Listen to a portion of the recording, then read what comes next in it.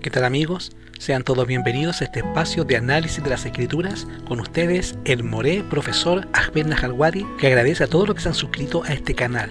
Vamos a analizar un poco de la historia de Israel y vamos a estar viendo por qué razón hubo reyes en Israel si el Eterno era su rey. Lo que sucede es que en el monte Sinaí, el Eterno se casa con su pueblo y promulga los 10 mandamientos con su propia voz ante la presencia de todos los ángeles y de todo el universo que contemplaba ese matrimonio. Al casarse el pueblo del Eterno con Yahweh, y digo que se casó con Yahweh porque el acta matrimonial eran los 10 mandamientos, y a partir de ahí ese pueblo tenía un rey. Y este sistema de gobierno se llama teocracia, es decir, el Eterno era quien dirigía como rey esa nación. Entonces, desde Moisés, el pueblo del Eterno era administrado directamente por Yahweh, porque Moisés consultaba a Yahweh y el Eterno contestaba lo que había de ser y cómo pelear y cuándo no pelear.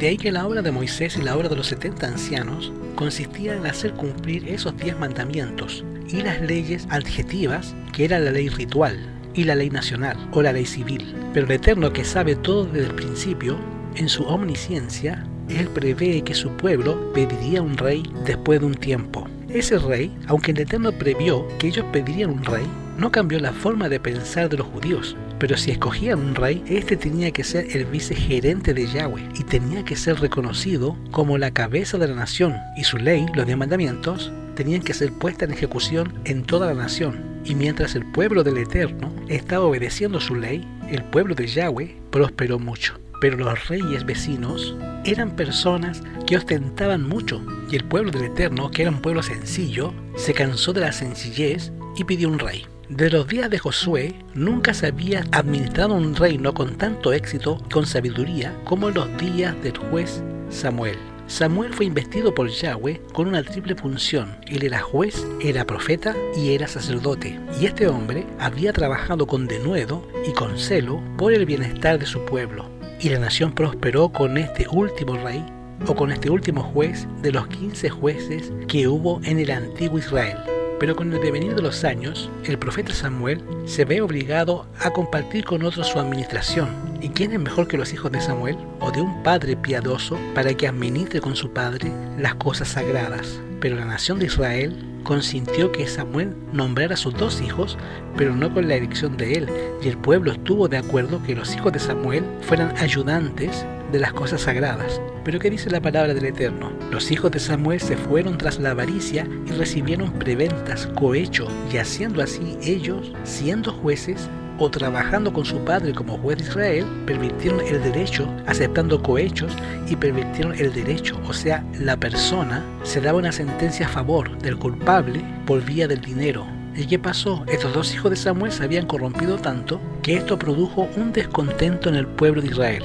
No había quejas contra Samuel su padre, pues era un excelente juez, pero sí había quejas con los hijos de Samuel.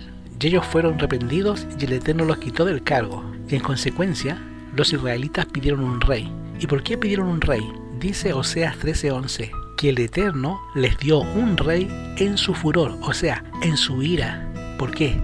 Porque dice Deuteronomio 4:6, esta es vuestra sabiduría y vuestra inteligencia, enojo de los pueblos, los cuales oirán todos estos estatutos y dirán, ciertamente pueblo sabio y entendido, gente grande es esta. Esto fue lo que Moisés había declarado a Israel tocante a los mandamientos de Yahweh. Pero este pueblo, al apartarse de Yahweh, queda ciego por el pecado y le imputaron al gobierno divino todos los males que resultaron de su propio pecado, y el Eterno ya lo había predicho por medio de sus profetas que Israel sería gobernado por un rey. Ahora, el Eterno no estaba de acuerdo con que un rey humano guiara a la nación sagrada de Israel. Pero el Eterno respeta, porque cuando los hombres deciden seguir sus propios senderos sin buscar ese consejo divino, en abierta oposición revelada del cielo, les otorga con frecuencia lo que desean, para que por medio de la amarga experiencia sean llevados a darse cuenta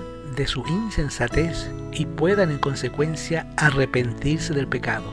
Yahweh quería que su pueblo lo considerara a él y solamente a él como un legislador sabio y una fuente de fortaleza.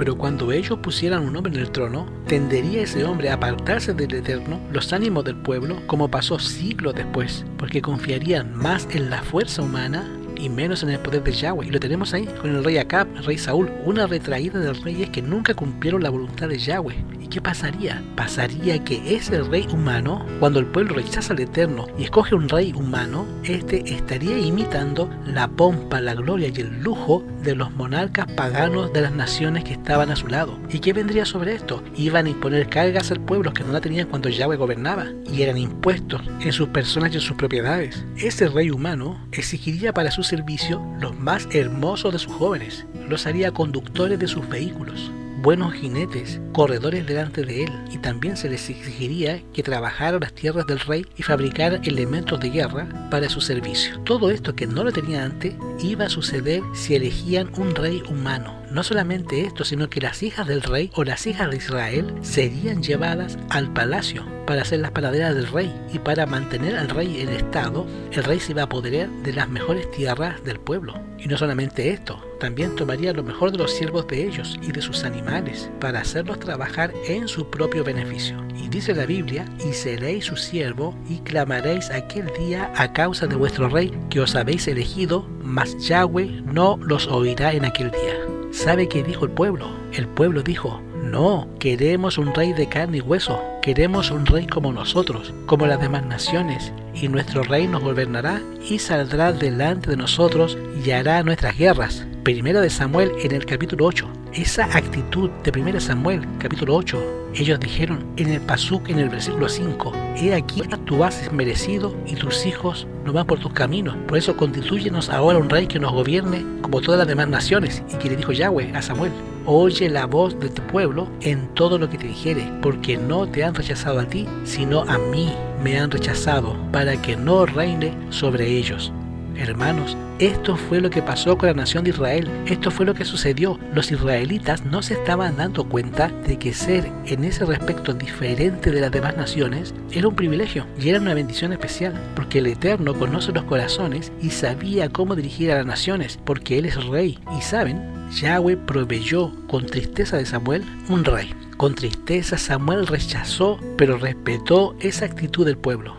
Y él hizo los preparativos para ese gran cambio, cambiar a Yahweh como rey a un rey humano lleno de defectos y se viste como ellos. ¿Y por qué la nación judía hizo esa petición? Por varias razones. Una de ellas era que querían ser como las demás naciones. Otra es que los hijos de Samuel no eran rectos ante Yahweh. Y la otra era que la nación era orgullosa y sensual, solamente pensaba en dinero y en mujeres. El pueblo se había cansado de su piedad y devoción. ¿Qué tanta Biblia ni Biblia? Queremos una cosa nueva. Y menospreció la autoridad humilde, y hermanos, pidieron un rey. Y al pedir ese rey, ellos desconocían que las cualidades personales del futuro rey eran tales que halagaban el orgullo y habían impulsado al corazón a desear un rey, y lo buscaron hermoso, bien parecido. El pueblo de Israel como nación solamente tuvo 3 reyes. Ahora, cuando se dividió después de la muerte de Salomón, surgieron 40 reyes. El primer rey que tuvo Israel se llamó Saúl. Saúl era hermoso, y era tan hermoso que desde la planta de los pies hasta la cabeza dice que no había un defecto en él. Primera de Samuel, el capítulo 9, dice: y había un hombre de Benjamín, hombre valeroso, por el cual se llamaba Quis, hijo de Abdiel, de Seor, de Becorá, de Safía, hijo de un hombre de la tribu de Benjamín, la más pequeña. Tenía él un hijo que se llamaba Saúl, mancebo, o sea joven, hermoso de entre los hijos de Israel. No había otro más hermoso que él. Del hombro hacia arriba sobrepasaba a cualquiera del pueblo. Ese era el joven que más tarde sería el rey de Israel. Muy hermoso. ¿Qué le recuerda a esto? El ángel más hermoso del cielo, que era Lucifer. Y se enorgulleció tanto que guerreó contra Yahweh, y Yahweh lo tuvo que expulsar junto con una tercera parte de los ángeles que se rebelaron contra él. No critico a las personas hermosas, pero sí digo lo que la Biblia dice: engañosa es la gracia y vana la hermosura. La mujer que teme a Yahweh, esa será alabada, dice el proverbio Salomón. Lo que estoy diciendo con esto es que la belleza admira a todos, porque Yahweh ama lo bello, pero en un cuerpo y una mente orgullosa, la hermosa apariencia tiende a crear un endiosamiento de su propio cuerpo y, en consideración, un endiosamiento de su ego. y lo alimenta.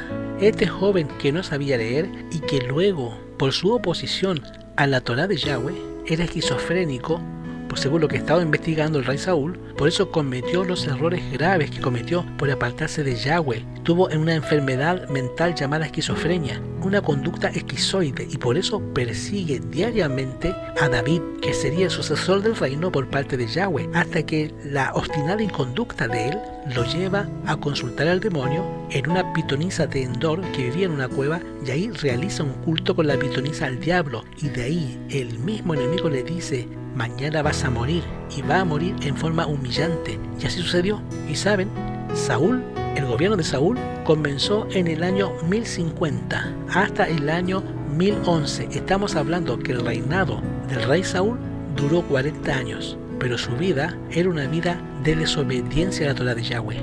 Y como él es desobediente a la Torá de Yahweh, Yahweh no pudo bendecir su vida y Saúl muere en la batalla de Gilboa.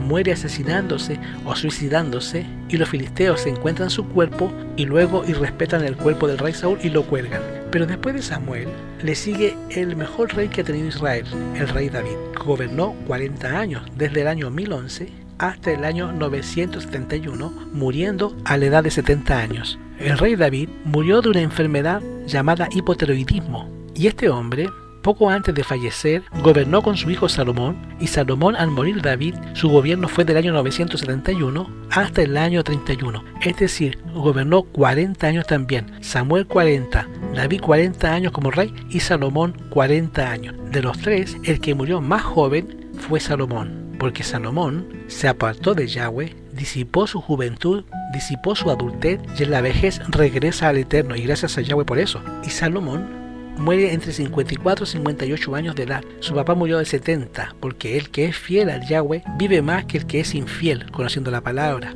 Cuando muere Salomón, le sucede su hijo Roboán, y Roboán se opone a que quitara la carga impositiva del reino de Salomón, su papá ya fallecido.